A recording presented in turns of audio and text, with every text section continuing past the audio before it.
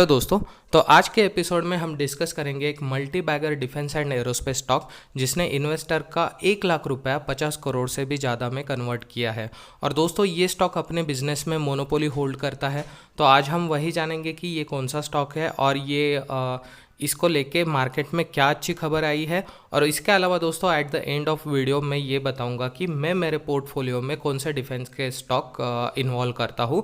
और यहाँ पर दोस्तों और एक चीज़ ये है कि जैसे हल का स्टॉक देखो, उसकी प्राइस अराउंड 3000 रुपीज़ होती है, मतलब ये महंगे स्टॉक है। तो बहुत सारे लोगों का ये कमेंट आता है कि सर हमारे पास इतना पैसा नहीं है इन्वेस्ट करने के लिए, तो हम क्या करेंगे। तो मैं वो भी स्ट्रैटेजी बताऊंगा कि हम महंगे स्टॉक कैसे परचेस करें और उससे कैसे बेनिफिट निकालें। तो चलो दोस्तों शुरू करते हैं आज का वीडियो।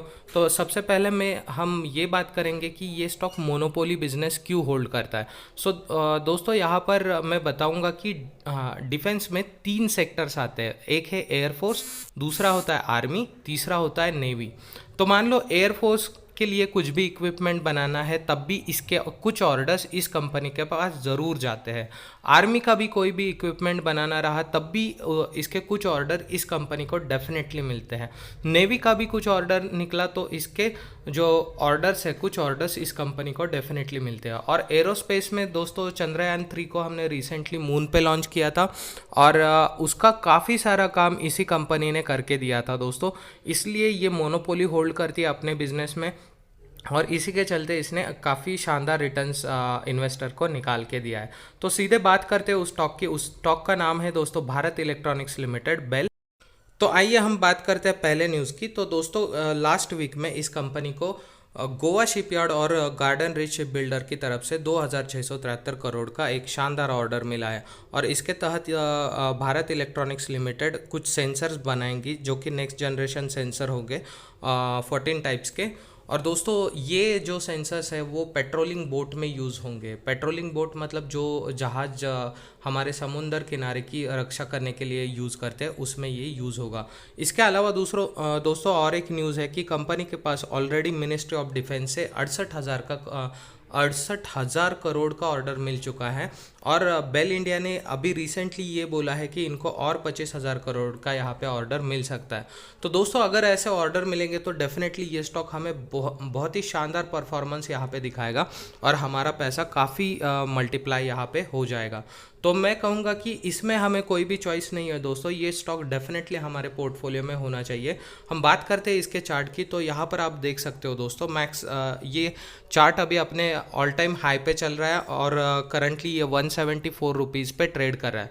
अब यहाँ पे कोई सोचेगा कि मार्केट में कुछ गिरावट होगी और उसके बाद ये नीचे आएगा, तो ऐसा बिल्कुल नहीं होने वाला।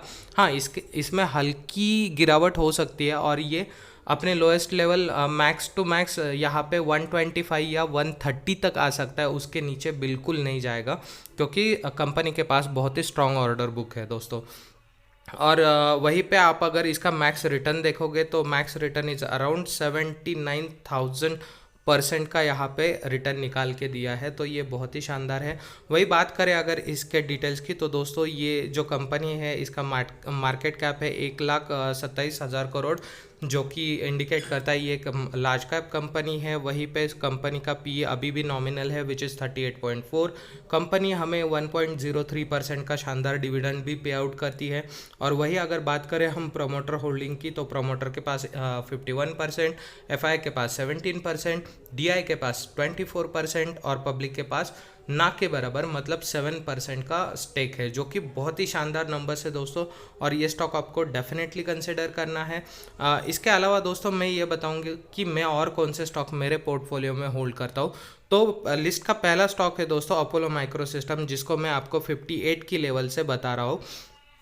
और दोस्तों ये जो स्टॉक है, ये जो कंपनी है वो एकदम सिमिलर काम करती है बेल इंडिया की तरह। जैसे जैसे बेल इलेक्ट्रोमैकेनिकल प्रोजेक्ट्स बनाता है उसी तरह अपोलो माइक्रो सिस्टम भी इलेक्ट्रोमैकेनिकल प्रोजेक्ट बनाता है और ये एरोस्पेस सेक्टर में भी काम करता है। और जैसे बेल ने चंद्रयान 3 में कुछ पार्ट्स बनाए, वैसे ही अपोलो माइक्रो सिस्टम ने भी कुछ चंद्रयान 3 के पार्ट्स बनाए थे। इनको इसरो से ऑर्डर मिला था। तो दोस्तों ये कंपनी अभी नई है और इसने सिर्फ 200% का रिटर्न निकाल के दिया है। बट फ्यूचर में ये कंपनी बेल इंडिया जैसा ही शानदार रिटर्न हमें निकाल के दे सकती है, इसलिए आपको ये स्टॉक बिल्कुल मिस नहीं करना। और ये अ, अभी सस्ते वैल्यूएशन पे भी मिल रहा है। और स्टॉक का अब अगर आप पी देखोगे तो दोस्तों यहाँ पर पी आपको थोड़ा सा महंगा देखने को मिलेगा। पी आप देख सकते हो यहाँ पे 122% का, सॉरी 122 पी देखने को मिल रहा है। और ये दोस्तों हाई इसलिए है because this is a defence stock. तो डिफेंस स्टॉक में आज की डेट में आप जहाँ पे भी देखोगे, जो भी स्टॉक आपको सस्ता मिलेगा वहाँ पे आप उसका पी हाई देखने को मिलेगा, क्योंकि इन्वेस्ट करने वाले लोग बहुत ज़्यादा है और बहुत लोगों ने इसको परचेस किया है। हालांकि अगर आप मेरा वीडियो काफ़ी दिनों से देख रहे हो तो आपको पता रहेगा कि मैं 58 की लेवल से इस स्टॉक को आपको सजेस्ट कर रहा था, जब इसका पी अराउंड 40-50 के बीच में था।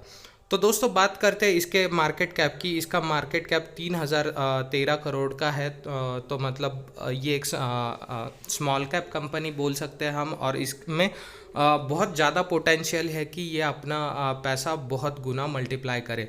इसके अलावा दोस्तों ये कंपनी डिविडेंड भी पे करती है 0.02% का।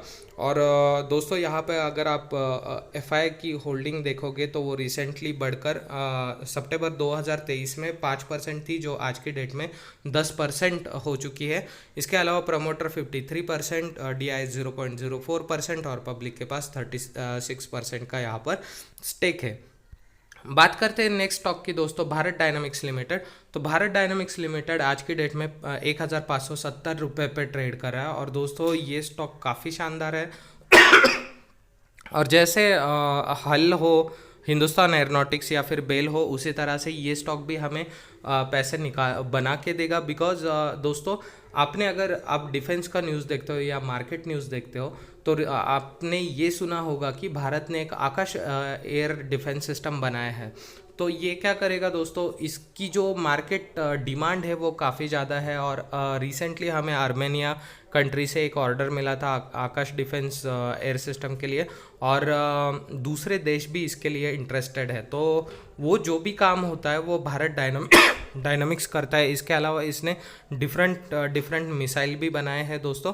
तो ये स्टॉक हमें काफ़ी अच्छा पैसा बना के दे सकता है। अब मैं आता हूँ उस पॉइंट पे, जैसे कि ये 1500 रुपये का स्टॉक है, और मैं हमेशा मोस्टली यही ट्राई करता हूँ कि मेरे मैक्सिमम स्टॉक 500 के नीचे वाले वैल्यूएशन के हो और उनका फंडामेंटल स्ट्रांग हो, या मैक्स टू मैक्स 1000 रुपीज़ तक हो। बट जब भी स्टॉक 1000 रुपीज़ के ऊपर जाता है तो नॉर्मल जो इन्वेस्टर होते हैं दोस्तों, जो पुअर फैमिली से बिलोंग करते हैं या फिर मिडिल क्लास फैमिली से बिलोंग करते हैं, उनके माइंड में हमेशा क्वेश्चन रहता है कि मैं ये महंगा स्टॉक परचेस करूँ या ना करूँ, और वो काफ़ी बार छोड़ देते हैं। तो दोस्तों वैसे नहीं करना। आपके इन्फॉर्मेशन के लिए मैं एक चीज़ बताऊँगा यहाँ पर कि मैं भी कुछ सालों पहले पुअर फैमिली से बिलोंग करता था, बट उसके बाद मैंने स्टॉक मार्केट सीखा, इसमें काफ़ी मेरा एनालिसिस किया, और इसी के बेसिस पे स्टॉक मार्केट में इन्वेस्टमेंट करके मैंने आज मेरा फैमिली स्टेटस जो है वो पुअर से मिडल में कन्वर्ट किया है, और अब मैं मिडल से इसको अपर क्लास में कन्वर्ट करने वाला हूँ। तो इस जर्नी में मैं आपको मैं जो जिस स्टॉक में इन्वेस्ट करता हूँ वैसे अच्छे स्टॉक सजेस्ट करूँगा। अगर आप उसमें आँख बंद करके भी निवेश करोगे तब भी आपका स्टेटस जो है वो मैं फैमिली स्टेटस कन्वर्ट करके दूंगा, ये मेरा वादा है आपसे।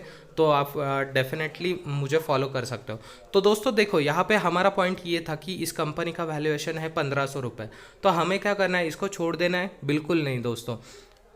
ऐसे स्टॉक, जब महंगे स्टॉक की बात आती है तो आपको कम से कम 2 स्टॉक लेने हैं। अगर आप 2 भी स्टॉक लेते हो दैट इज़ इनफ।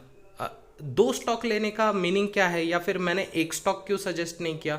एक स्टॉक लेते तब भी बेनिफिट मिलेगा, बट मैं बोल रहा हूँ कि एक मत लेना। मतलब ऑड नंबर जो होते हैं ना, 1 रहा, 3 रहा, 5 रहा, 7 रहा, उसमें नहीं लेना है हमें स्टॉक। हमें हमेशा स्टॉक इवन नंबर्स में परचेस करना है, जैसे कि 2, 4, 6, 8, 10 और उसके ऊपर आपकी जितनी भी कैपेबिलिटी रहेगी वैसे इवन नंबर्स में आपको बड़े स्टॉक परचेस करने हैं। इसका रीज़न ये है दोस्तों, जब भी ये एक PSU स्टॉक है, ओके, और इनका जब भी बोनस शेयर का न्यूज़ आता है ना दोस्तों, तो मैंने हमेशा ये नोटिस किया है कि ये न्यूज़ इस तरह से आता है, हर 2 शेयर के बदले आपको 1 बोनस शेयर मिलेगा, या फिर हर 4 शेयर के बदले आपको एक बोनस शेयर मिलेगा। तो अगर यहाँ पे हम ऑड नंबर में शेयर लेंगे तो हम वो बोनस शेयर का बेनिफिट नहीं उठा सकते, और उसको लेके हमें लॉन्ग टर्म में क्या होगा, घाटा हो जाएगा, क्योंकि वो बोनस शेयर हमारे अकाउंट में नहीं आएगा जो कि हम उसके हकदार थे।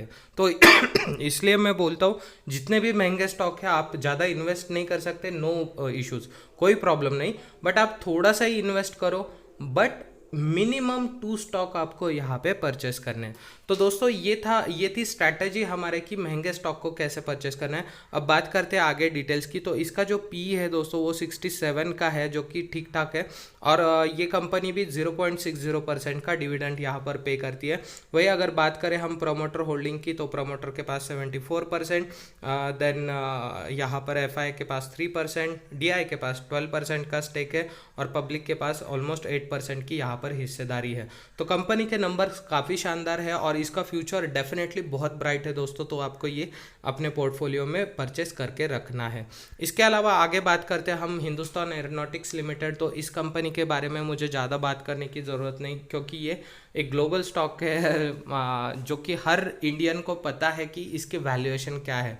बट अगर फिर भी आप जानना चाहते हो तो ये फाइटर जेट बनाता है, ड्रोन सेक्टर में काम करता है। रिसेंटली इसमें एक न्यूज़ आई थी कि जो हमारी कंट्री की बॉर्डर लाइन है ना, वहाँ पर जब हमारे फाइटर जेट जाते हैं तो उनको मैप की ज़रूरत पड़ती है कि जो दुश्मन होते हैं उनका लोकेशन ट्रेस करने के लिए। उसके लिए भी हल एक डिजिटल मैप बनाने जा रहा है, जिसके ऑर्डर इनको मिलने वाली है। तो हल दोस्तों ये भी ऐसा एक स्टॉक है जिसको हम इग्नोर नहीं कर सकते। कंपनी ने मैक्स चार्ट में अभी तक 377 मतलब ऑलमोस्ट 400% का रिटर्न निकाल के दिया है, और दोस्तों इसमें बहुत कैपेबिलिटी है कि यह हमारा पैसा बहुत ज़्यादा मल्टीप्लाई करे। तो हल को आपको बिल्कुल मिस नहीं करना है, और यहाँ पे भी आप वही स्ट्रैटेजी यूज़ कर सकते हो, इवन नंबर्स में शेयर परचेस करो अगर आपके पास ज़्यादा पैसा नहीं है तो। और दोस्तों कंपनी का मार्केट कैप यहाँ पे 1,80,000 करोड़ का है। ये एक लार्ज कैप कंपनी है। स्टॉक का पी 29 है विच इज़ लो, और यहाँ पर आप देख सकते हो कंपनी 1.02% का डिविडेंड भी पे आउट करती है। वही अगर बात करें हम प्रोमोटर होल्डिंग की, तो प्रोमोटर के पास 71%, एफआई के पास 12%, डीआईज के पास 9%, पब्लिक के पास यहाँ पे 6%, मतलब बिल्कुल ना के बराबर हिस्सेदारी है, जो कि बहुत ही शानदार नंबर्स है दोस्तों। हल को आपको लेके रखना है, डेफिनेटली लेके रखना है आपके पोर्टफोलियो में। नेक्स्ट स्टॉक के बात करेंगे दोस्तों। यहाँ पे garden Reach Ship Builders and Engineers limited है और माझगांव डॉक शिप बिल्डर्स है। तो मैं यहाँ पे बताना चाहूँगा कि ये दोनों भी जो कंपनी है इनका बिजनेस मॉडल लगभग सेम है। तो आप इधर गार्डन रिच शिप बिल्डर को परचेस कर सकते हो या माझगांव डॉक शिप को कर सकते हो, या दोनों भी कर सकते हो। This is purely based on आपकी फाइनेंशियल कंडीशन।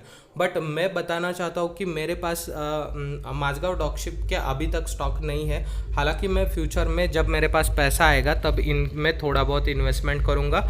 अभी मेरे पास Garden Reach Ship Builders and Engineers Limited के स्टॉक है, और वो मैंने काफ़ी लो लेवल पे भी परचेस किया, तो मुझे यहाँ पे अच्छा बेनिफिट हो रहा है।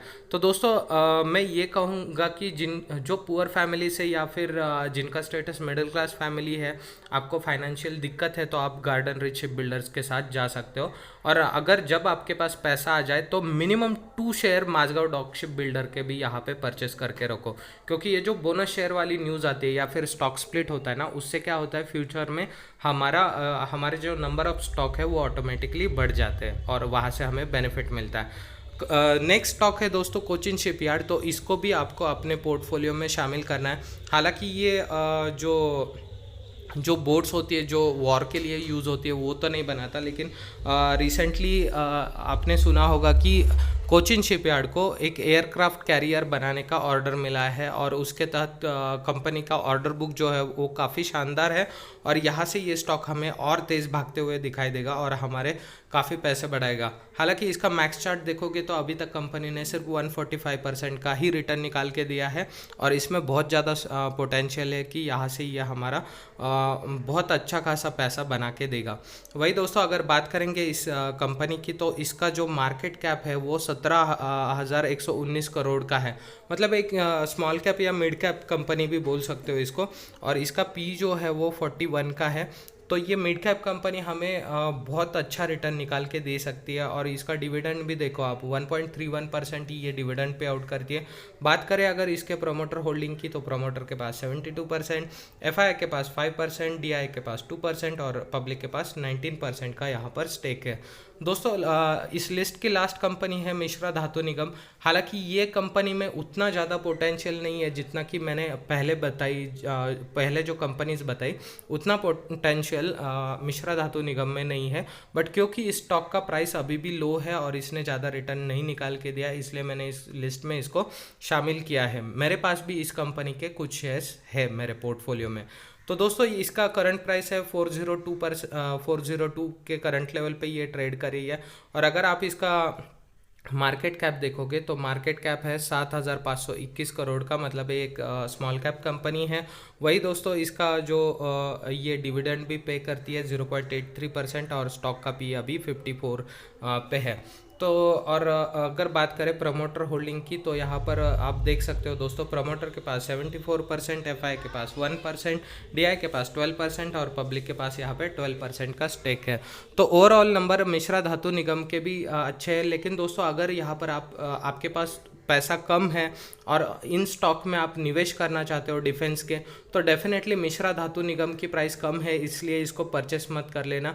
इससे अच्छा आप दूसरे स्टॉक में इन्वेस्ट करो और जो भी महंगे स्टॉक है वहाँ पे आप इवन नंबर में शेयर परचेस करने की स्ट्रैटेजी यूज़ करो। इससे आपको लॉन्ग टर्म में बहुत अच्छा खासा बेनिफिट मिलेगा। तो ये था आज का वीडियो दोस्तों। अगर ये आपको अच्छा लगा हो तो एक लाइक और सब्सक्राइब ज़रूर करें। मिलते हैं नेक्स्ट एपिसोड में।